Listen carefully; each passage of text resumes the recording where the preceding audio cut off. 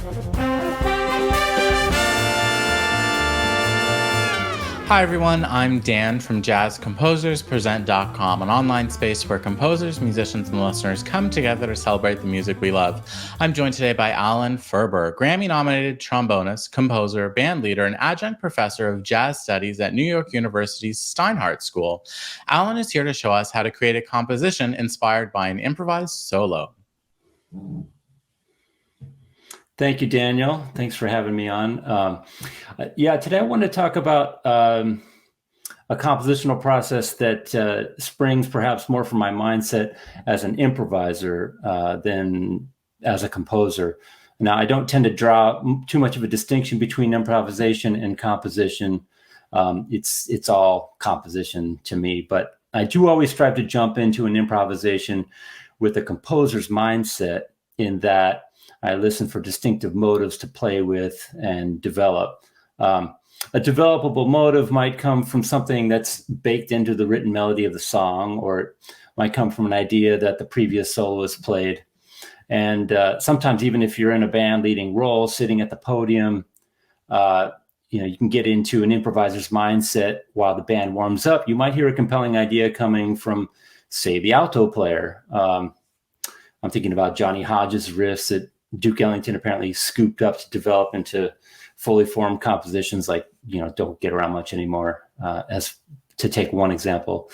So in the spirit of, pilfering ideas from innocent musicians, I'd like to talk about one such idea that came to me from the alto saxophonist Jon Gordon, whose duo album, Contrasts, with pianist Bill Charlap, is one I was listening to during a practice session. The album's first 7 tracks are old standards, things like, Stardust and Somewhere Over the Rainbow, I Fall in Love Too Easily. And I was actively engaging with the album, playing along with it, trying to fill in some gaps that I had with some of the melodies and chord changes of these songs, and getting completely lulled into this great American songbook sound until, all of a sudden, like out of the blue, this strikingly modern 4-note motive comes out of nowhere.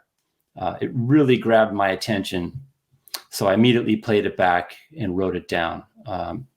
So right out of the gate, John plays a series of ideas played with these 4 notes. Without a second thought, as if I were improvising, I immediately wrote this idea down. Then again, as if I was improvising, I repeated the idea, placing it on a different part of the beat. The balance of the off-kilter opening idea on the and of 1 with the repeated idea landing squarely on beat 3 felt good to me when I played it on the trombone.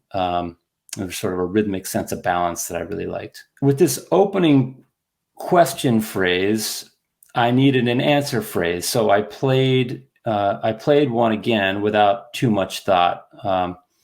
I wanted to stay in this sort of improvising mindset. The consequent phrase is a descending idea, since the antecedent phrase is ascending. So again, balance, a sense of rising and falling.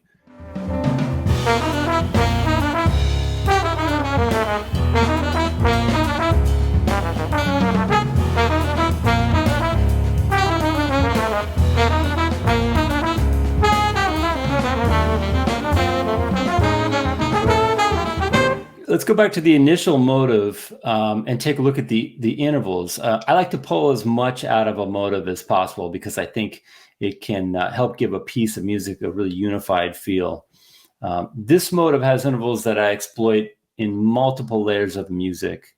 The first interval is a perfect 4th, the inversion of which is a perfect 5th, and that's just a really resonating and powerful sound. And you may have noticed in that excerpt that I took advantage of this in the form of power chords in the left-hand piano underneath the melody. We'll hear it again shortly, but the 3rd and 4th notes of the motive make up a major 2nd interval. Of course, the major 2nd interval is a tighter and more tense feeling, and I use this interval to create not only harmonic ambiguity and mystery, but also rhythmic ambiguity, playing with the polyrhythm of 3 against the 4/4 pulse, which is stitched into the 12/8 meter. And the trumpet player on this, Shane Ensley, is really comfortable playing over these environments and plays a really mesmerizing solo over this section.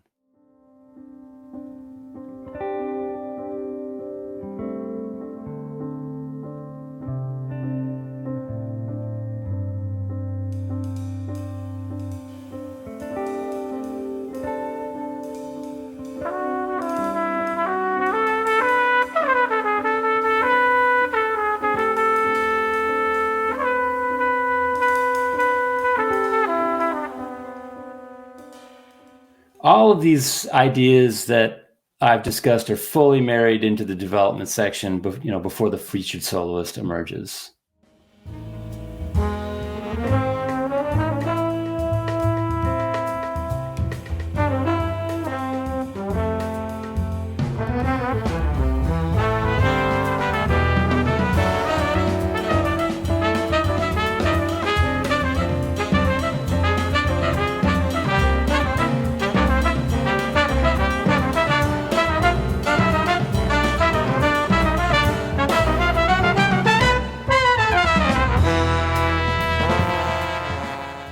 And finally, the featured soloist emerges out of these ideas, and that happens to be Jon Gordon, coming full circle in this entire process. So the improvisation and composition cycle is complete, and I can now enjoy a new improvisation by Jon based on his initial seed ideas.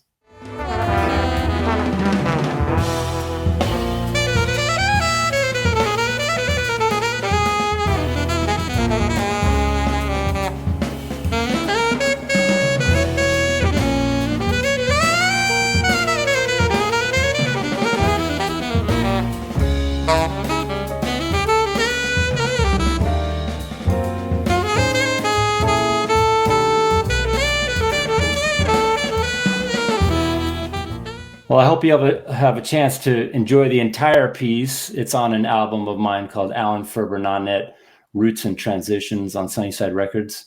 And I hope you've enjoyed learning about the development of a motive. Thanks for watching today's mini lesson. Be sure to like, share, and subscribe. Drop any questions, comments, or suggestions for future videos in the comment section down below. To watch our full-length events and participate in live Q&As with our presenting artists, head over to jazzcomposerspresent.com. Thanks, and we'll see you next time.